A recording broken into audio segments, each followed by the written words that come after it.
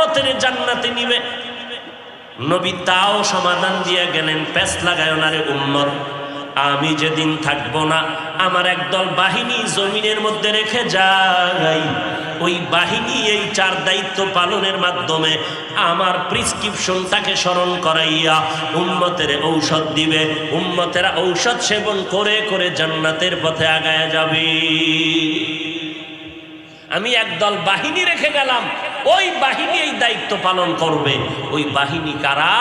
আল্লাহর নবী বলেন, ক্বালান নবিয়্যু সাল্লাল্লাহু আলাইহি ওয়া আলিহি ওয়া সাল্লাম, আল উলামা ওয়ারাসাতুল আম্বিয়া, আমার বাহিনীর নাম হলো ওয়ারাসাতুল আম্বিয়া, নবীর ওয়ারিস। তারা কারা? তারা হলেন আহলে হক, উলামায়ে কেরাম। এই উলামায়ে আহলে হক নাকি বাতিল? বলেন বলেন। উলামায়ে আহলে হক, আবার বাতিলও কিন্তু আছে না নাই? এবার উলামায়ে আহলে হকের গুণ কি? আল্লাহ কোরআনে বলেন, ইন্নামা ইয়াখশাল্লাহা মিন ইবাদিহিল উলামা।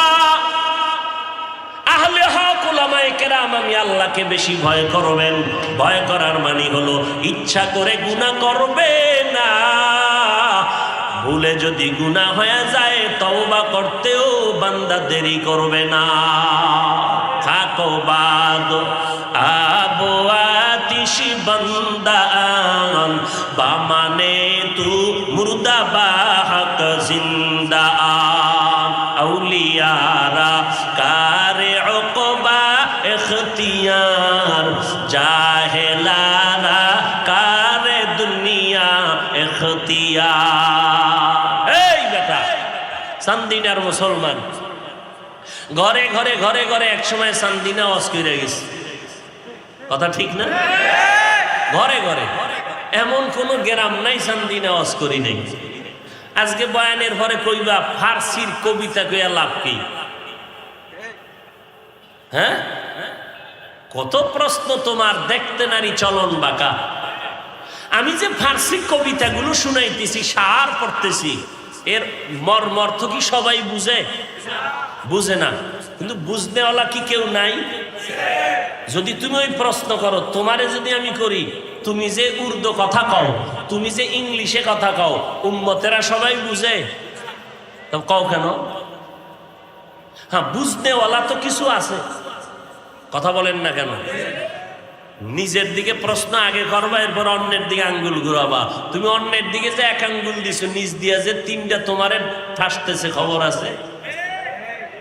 3 আঙ্গুল যে তোমার দিকে আক্রমণাত্মক অবস্থায় তাকিয়ে আছে, খবর আছে? নিচের দিক থেকে খবর নাই, খবর নাই। আল্লাহ হিংসা মুক্ত জিন্দেগি আমাদের দান করেন।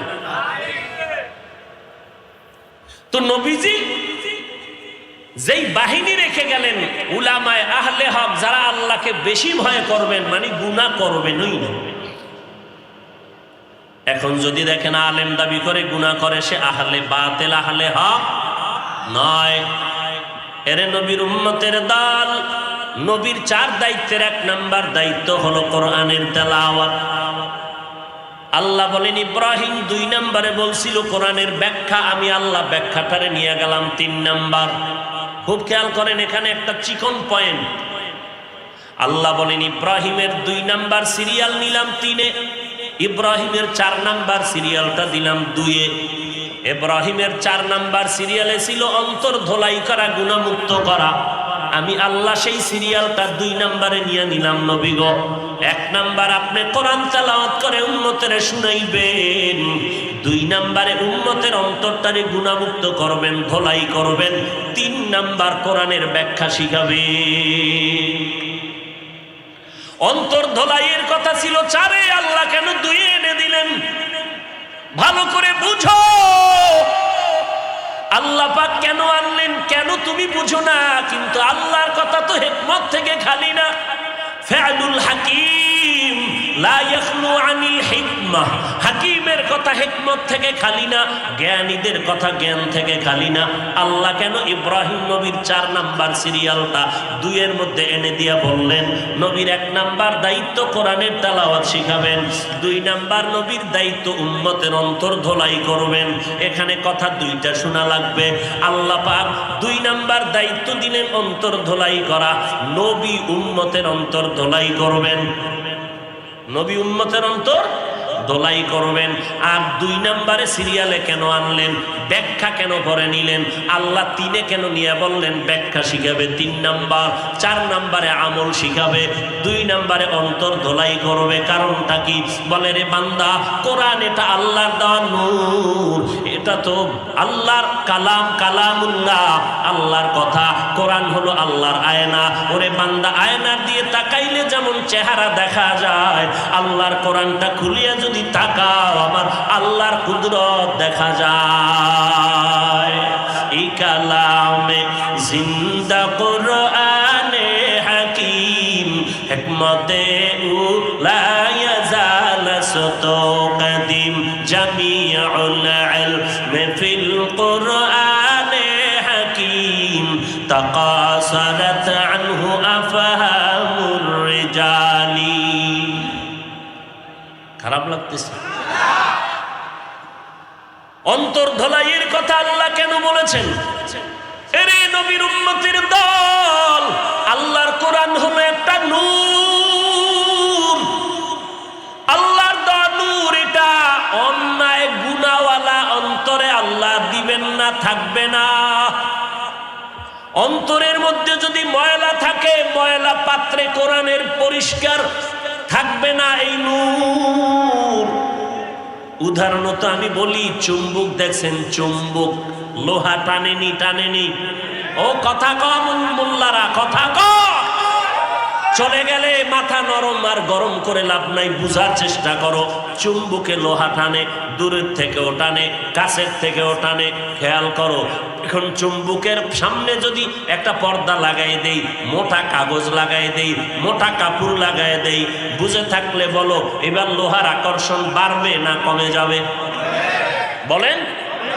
যদি তুমি আকর্ষণ বাড়াইতে চাও, চুম্বকটারে ক্লিন করো, কোনো পর্দা থাকতে পারবে না, তাহলে লোহাটাকে টেনে ধরবে আর ছুটবে না। এরে বান্দা, আল্লাহর কোরআনের নূর যদি সিনার আয়নায় লাগাইতে চাও, এই সিনার মধ্যে বান্দা তোমার সিনাটারে চুম্বকের মতো পরিচ্ছন্ন করে নাও। গুনার পর্দা যদি লাগায় দাও, কোরআনের নূর তোমার আকর্ষণ সিনায় নিবে না। এই জন্যই তাকায় দেখেন মাদ্রাসা, হেফজখানা মাদ্রাসায় তাকায় দেখেন, হাফেজ ছাত্র 8 বছরের সন্তান, অথচ আমি 20 বছরের সন্তান যদি গিয়া কয় আমি হাফেজ হতে চাই, বয়স কত? কয় 20। বয়স কত? বলে 25। বলে তোরে বাইরে আমি মেরে ফেলবো, তোর কপালে কোরআন হেফজ করা হবে না, কারণ তোর কলবের মধ্যে গুনার পর্দা পড়ে গেছে, মুখস্থ করতে পারবি না। আর বাচ্চার অন্তরে কোনো পর্দা নাই। এই জন্য তাকায় দেখো, 8 বছরের সন্তান 6 মাসে কোরআনের হাফেজ। দেখছেননি কারবার?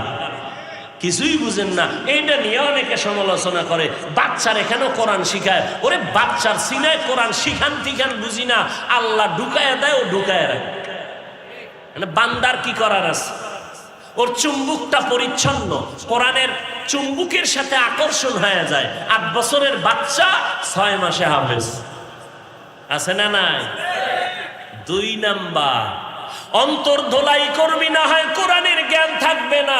এই জন্য নবীকে আল্লাহ বলেন, কোরআনের জ্ঞান দেওয়ার আগে অন্তরটারে ধোলাই করো, কারণ অন্তরের মধ্যে গুনার পর্দা থাকলে কোরআন ধরে রাখতে পারবে না।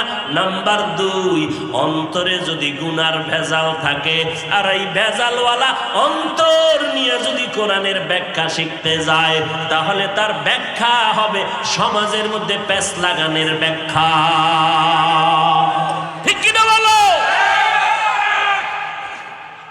এটা হলো বড় কথা। অন্তরের গুনাহ ময়লা পরিষ্কার করো, না হয় তোমার অন্তরে ভেজাল নিয়ে কোরআন শিখতে গেলে শিখবাও বাঁকা, ব্যাখ্যা করবাও অপব্যাখ্যা করবা, সঠিক ব্যাখ্যা তোমার দ্বারা হবে না। অপব্যাখ্যা করনেওয়ালারা আছে না নাই? আরো জোরে বলেন। এইবার আর একটা পয়েন্ট, অন্তর ধোলাই করবে কে? এতক্ষণ বয়ান শুনলে বলেন, অন্তর উম্মতের অন্তর ধোলাই করবে কে? নবী। নবীর দায়িত্ব না? এক নম্বরে নবীর দায়িত্ব কোরআনের তেলাওয়াত, দুই নম্বরে উম্মতের অন্তর। এখান থেকে চিরন্তন শিক্ষা নিবি চান্দিনার মুসলমান। আর বুকের পাতা শক্ত থাকলে বয়ানের পরে বসবি। চ্যালেঞ্জ করে বলছি, অন্তর ধোলাই করার নাম আত্মা শুদ্ধ করা নবীর দায়িত্ব। উম্মতের অন্তর থেকে গুনাহ দূর করে দেওয়া, ধোলাই করা, এটা নিজে নিজে পারবে না। অন্তর ধোলাই করার জন্য আর একজন অন্তর পরিষ্কার ওয়ালার কাছে যেতে হবে।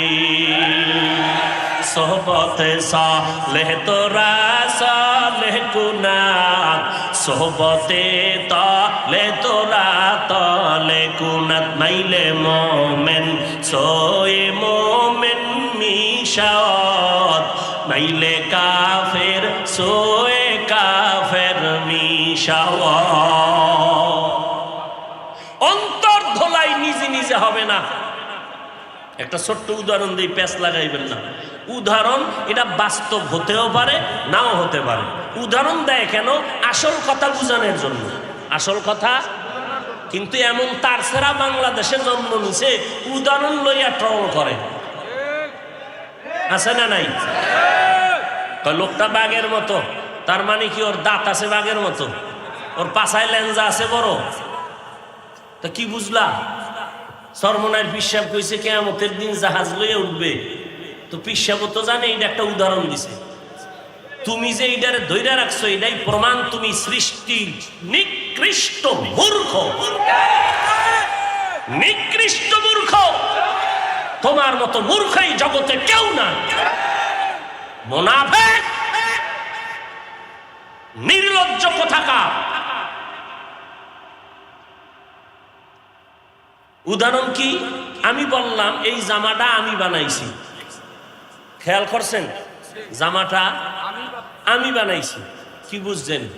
আমি এটারে সুই সুতলে সেলাই করছি। তাহলে আমি বানাইছি কথার মধ্যে বুঝা গেল ভিতরে আর একজন ঢুকানো আছে। কে আছে? টেইলার আসেনি? ঢুকানো আসেনি?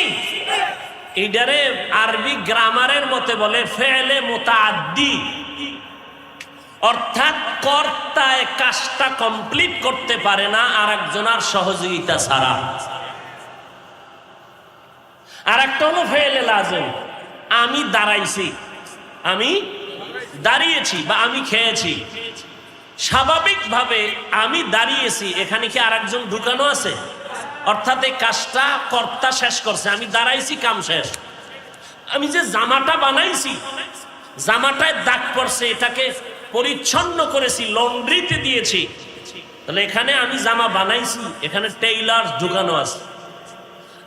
আল্লাহ পাক বলেন নবীর 2 নাম্বার দায়িত্ব উম্মতের গুনাহ অন্তর থেকে ধোলাই করবেন। তাহলে বোঝা গেল এই অন্তর ধোলাই করা, এইটা ব্যক্তি কর্তা নিজে নিজেই কাজটা পারবে না, অন্তর ধোলাই করতে পারবে না, বরং আর একজনের সাহায্য লাগবে। দলিল কি? ইউজাক্কিহিম, এই শব্দটাই দলিল। যারা আরবি গ্রামার বুঝে না এরা কয় পীর মুরিদি শিরিক, এরা আহলে বাতিল, আহলে বাতিল, আহলে বাতিল। এবার বুকের পাটা থাকলে দাঁড়া, না হয় বয়ানের পরে আয় বমু। যারা বলে পীর মুরিদি শিরিক তারা ভণ্ড। আসতে বলেন কেন? তারা কি ভণ্ড? কোন সন্দেহ? যারা সন্দেহ করবে তারাও ভণ্ড।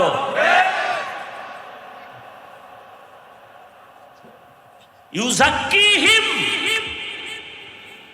এই শব্দটাই দলিল। অন্তর ধোলাই করতে হলে নিজে নিজে হবে না, অন্যের সহযোগিতা লাগবে। তো উম্মতের অন্তর ধোলাই করছে রসুল, রসুলের পরে দায়িত্ব পালন কারা করবে? Doctor, doctor, engineer. নবী বলেন ওয়ারাসাতুল আম্বিয়া, আহলে হক উলামায়ে কেরাম। অতএব কিয়ামত পর্যন্ত উম্মতের অন্তর ধোলাইয়ের দায়িত্ব আহলে হক উলামায়ে কেরাম, আউলিয়ায়ে কেরাম। এদের কাছে না গেলে অন্তর ধোলাই হবে না, হবে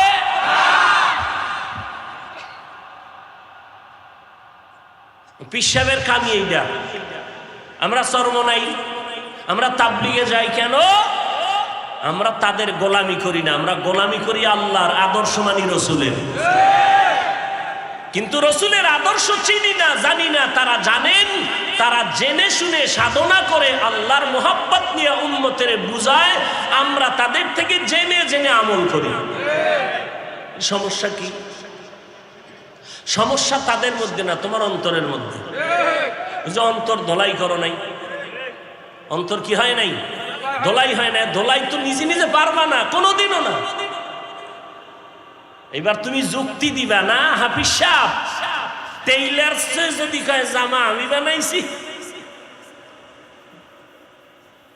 আমি না কইছি আমি বানাইছি, মানে টেইলারে বানাই দিছি।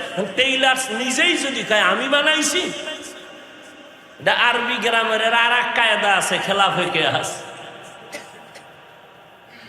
মিজান কিতাবে আছে মগার বা আরেজ। এটা তোমার চান্দিতে ঢুকবে না, তোমার চান্দি গরম হয়ে আছে ইন্টারনেটে, ইন্টারনেটে ঢুকবে না। সূরা ফাতিহার মধ্যে পীর মুরিদির সবক আছে।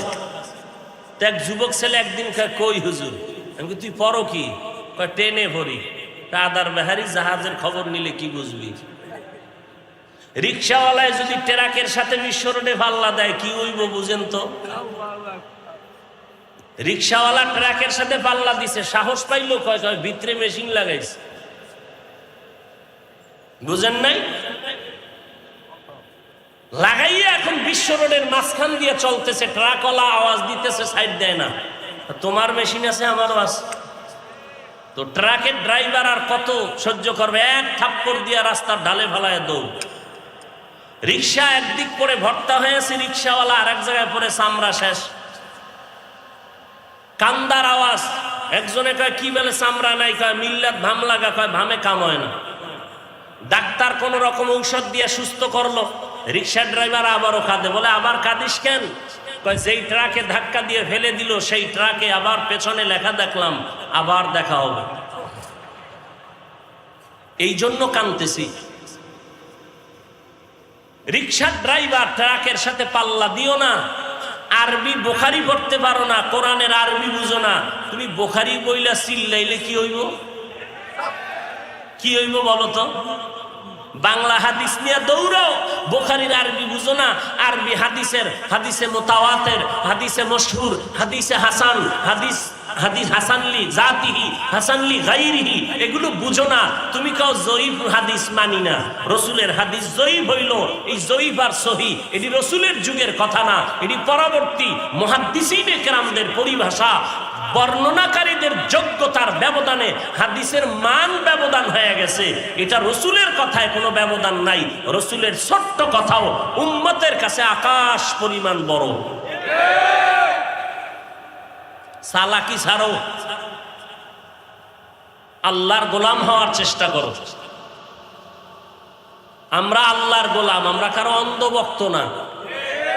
দেখো না তাবলিগে লাগছে, আমরা হক আল্লাহর গোলামি করি, এই জন্য লাগছে। ওই মুনাফিকেরা কি বলছে? তাবলিগে তাবলিগে লাগছে। আমি বলছি অসম্ভব, হক বাতিলে লাগছে, তাবলিগে লাগে নাই। আব্বাও যদি উল্টা পাল্টা করে, হকপন্থী আমরা বাবাকেও ছাড় দিতে প্রস্তুত নাই। পীর সাহেবের তো আরো পরের কথা। অতএব আমরা অন্ধ গোলাম না, আমরা সচেতন গোলাম, আল্লাহর গোলামি করি। তৌফিক দান করেন। রাগ করতেছেন? মোনাজাতের দিকে যাব? আল্লাহ সবাইকে কবুল করেন। ঔষধ আরো কিছু বাকি রয়েছে, সামনে আগাবো। হায় হায় হায় হায়, ভাইরা আমার, অন্তর ধোলাই একা একা হবে না, কারো সহযোগিতা লাগবে। উম্মতের অন্তর ধোলাই করেছেন পয়গম্বর। পয়গম্বরের পরে দায়িত্ব পালন কারা করবেন একটু বলেন? শুধু উলামায়ে কেরাম বললে হবে না, আহলে হক উলামায়ে কেরাম, আহলে হক ইলমে রা'জাজু করদান বেহিসাব খলকে রাদাদান জওয়াবে বাসওয়াব হক না দারদ দোস্তে খলকা জারেরা নিস্তে ই খসলত কে দিনদারেরা। হাফিজ ভাই বয়ান যাই করলো সব সমালোচনা করলো, সমালোচনার ব্যাখ্যা জানো? গীবত করা হারাম, এটা তুই জানো, আলেমরা জানে না। আরে মূর্খ, গীবত করা হালাল না হারাম এটা আলেম জানে না। জানার পরেও যদি মনে করো গীবত করে, আলেম জানিয়া শুনিয়াই করছে, কারণ আলেম ভালো করিয়া জানে গীবত করা যেমন হারাম আবার গীবত করা ওয়াজিব। নামাজ পড়া যেমন ইবাদত, নামাজ না পড়াটাও, জিকির করা যেমন ইবাদত, জিকির না করা ইবাদত, কোরআন তেলাওয়াত করা যেমন ইবাদত, কোরআন তেলাওয়াত না করাটাও ইবাদত। সূর্য যখন উঠতেছে নামাজ পড়া যাবে নি? যাবে? তাহলে নামাজ পড়া যেমন ইবাদত, নামাজ না পড়াটাও ইবাদত। আলেমের কথা ভুল ধরার আগে চিন্তা কর নিজের মাথা ঠিক আছে নি? সমালোচনা করা হারাম, আলেম না জানলে কে জানবে রে বাবা? এরপরও যদি দেখো আলেম গীবত করে, এটা গীবত না। অন্যায়ের প্রতিবাদ করা এটা গীবত না, অন্যায়ের প্রতিবাদ করা হলো এটা ঈমানের পরিচয়। অন্যায়ের প্রতিবাদ করা গীবত নয়। আন্দাজি একজনের বিরুদ্ধে কিছু বলা এটা গীবত। আবার সেই গীবত চার কারণে ওয়াজিব না করলে ওলামাদের গুনাহ হবে। গীবত করা হারাম, কিন্তু চার কারণে গীবত করতে হবে। আহলে হক উলামায়ে কেরাম বাতিল যারা, তাদের ব্যাপারে উম্মতের সতর্ক করবে জাহান্নাম থেকে বাঁচানোর জন্য, নিজের স্বার্থের জন্য না। বুঝাইতে পারলাম? এখন যদি তুমি মনে করো হাফিজ ভাই সমালোচনা করেছেন, আমি করেছি জাহান্নাম থেকে বাঁচার জন্য, আমি কোনো দালালি করি না রে বাবা। চরমনাই বুঝি না, তাবলিগ বুঝি না, দেওবন্দি বুঝি না, আলিয়া বুঝি না, কওমি বুঝি না। দুনিয়াতে আসছি আমরা সবাই একই হালাতে ল্যাংটা, যাব কিন্তু একই হালাতে। তোমারও তিনটা কাফন হবে, আমারও তিনটা কাফন হবে। তুমি যে আল্লাহর গোলাম, আমিও সে আল্লাহর গোলাম। তোমার আল্লাহ আমার আল্লাহ এক, তোমার নবী আমার নবী এক, তোমার কোরআন আমার কোরআন এক, তোমার কাবা আমার কাবা এক, তোমার আশা আমার আশা এক, তোমার বিদায় আমার বিদায় হবে একই কোয়ালিটিতে, তোমার কাফন আমার কাফন এক। তবে চান্দিনার মুসলমানের কাফনের কালার হবে আলাদা। কি হবে? সাদা। চরমনাইওয়ালাদের কাফনের কালার ভিন্ন, আলিয়াওয়ালাদের কাফনের কালার ভিন্ন, নাকি সব এক? সবার কাফনের কালার কেমন হবে? ওরে বান্দা, যদি কাফনের কালার সবার এক হয়, সাদাই হয়, এখন কেন মাঝখানে একটু সময় পাইয়া সবুজ কালো নিয়ে ঝগড়া করো? সবুজ দেখলে মাথা গরম, সাদা দেখলে মাথা গরম, কালো রং নিয়ে ঝগড়া কেন করো রে বাবা? আমি ফয়সালা দিয়ে গেলাম রে মুমিন, যদি তোমার